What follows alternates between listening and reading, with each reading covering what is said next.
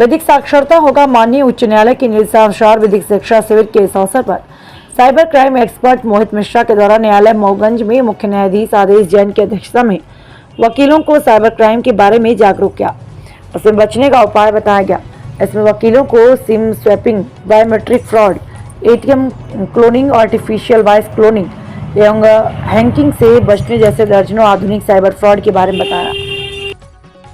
देते हैं और वो लोग मांगते हैं, और ये अपराध छोटे मोटे लोग नहीं कर पाते। इस अपराध में ज्यादातर वो लोग शामिल होते हैं, चाहे बैंक वाले हों, चाहे सीएससी वाले हों, चाहे आधार केंद्र वाले हों, चाहे तो जो कि रिटेलर लोग होते हैं जो सिम एक्टिवेट करते हैं, उन लोगों की मिलीभगत होती है। और वो करते क्या है कि आपके कॉन्फिडेंशियल दस्तावेज को सामने वाले अपराधी को दे देते हैं, और वो अपराधी एक विक्टिम बन के, क्या बन के, विक्टिम बन के जाता है रिटेलर के पास, और वो ये बोलता है कि इस नंबर की हमारी सिम थी और ये किसी कारणवश या तो खो गई है या तो बंद हो गई है, तो हमको क्या कीजिए कि ये नई सिम हमको इसी नंबर की नई सिम प्रोवाइड करा दीजिए।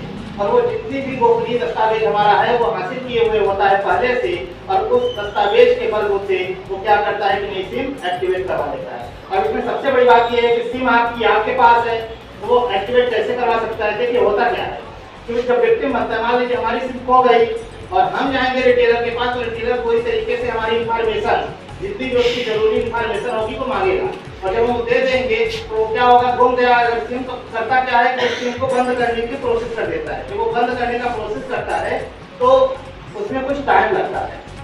सामने वाला फ्रॉडस्टर करता क्या है कि वो विक्टिम बनता है, विक्टिम बन के जाता है रिटेलर के पास जाने के बाद और पूरा हमारा कॉन्फिडेंशियल दस्तावेज देता है। कॉन्फिडेंशियल दस्तावेज देने के बाद वो नई सिम एक्टिवेट करवाता है। जब वो नई सिम एक्टिवेट करवाता है तो आपकी सिम बंद होने में और नई सिम एक्टिवेट होने में कुछ टाइम लगता है, एकाएक ऐसा काम नहीं होता है।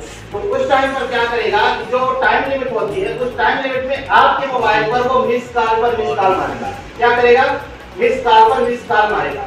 अब ये प्रश्न उठता है कि वो मिस कॉल क्यों मारता है? मिस कॉल मारने के पीछे उसका सबसे बड़ा रीजन ये है, वो ये चेक करता है कि आपका मोबाइल डीएक्टिवेट हुआ कि नहीं हुआ। जैसे ही आपकी मोबाइल डीएक्टिवेट होगा तो आपका नेटवर्क स्लो हो जाएगा, नेटवर्क आपका काम करना बंद कर देता है, और आपका नेटवर्क सामने वाले के जो डुप्लीकेट सिम इशू करवाया है उसके मोबाइल में पूरा नेटवर्क आपका चला जाता है। तो जब वो पूरा नेटवर्क उसके पास चला जाता है, उसी दौरान क्या होता है, वो ये इतना पापड़ वो इसलिए बेलता है कि जब आपके फाइनेंशियल बैंक अकाउंट में जब वो शेयरबाजी करने का प्रयास करता है तो उसको एक ओटीपी चाहिए होती है। क्या चाहिए होती है? ओटीपी। वो ओटीपी आप किसी कीमत पर देंगे नहीं उसको, तो वो हासिल करने के लिए वो क्या करता है कि दूसरी सिम एक्टिवेट करवाता है। दूसरी सिम एक्टिवेट करवाने के बाद जब वो आपका सिम उसके पास चला जाता है तो जो कुछ भी वो उसमें प्रोसेस करता है, तो आज में जब ओटीपी आती है वो ओटीपी उसके पास खुद से मिल जाती है।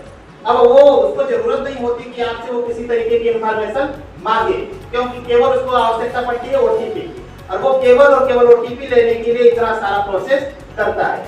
जैसे ही ओटीपी उसको मिल गई तो वो क्या करता है कि आपके अकाउंट को आपके अकाउंट में वो जितना चाहे तो ट्रांजैक्शन, जितनी आपकी लिमिट होगी उस लिमिट के हिसाब से वो ट्रांजैक्शन कर लेगा। और जब वो ट्रांजैक्शन करता है तो ट्रांजैक्शन वो सीधे अपने अकाउंट में नहीं रखता, वो एक वोट मान लीजिए आपके अकाउंट से ट्रांजैक्शन किया अपने अकाउंट में, पहली बात वो अपने अकाउंट में करेगा नहीं, वो किसी न किसी दूसरे के अकाउंट में करता है। दूसरे के अकाउंट में करने के बाद वो तीसरे में जाता है, धीरे धीरे करके वो उस जो आपकी सेव मनी होती है उसको क्रिप्टो करेंसी में कन्वर्ट कर देता है। तो जब आपकी मनी क्रिप्टो करेंसी में कन्वर्ट हो गई तो फिर कितना भी प्रयास कर लीजिए आपका वो पैसा मिलने वाला नहीं होता। ये सारा प्रोसेस होता है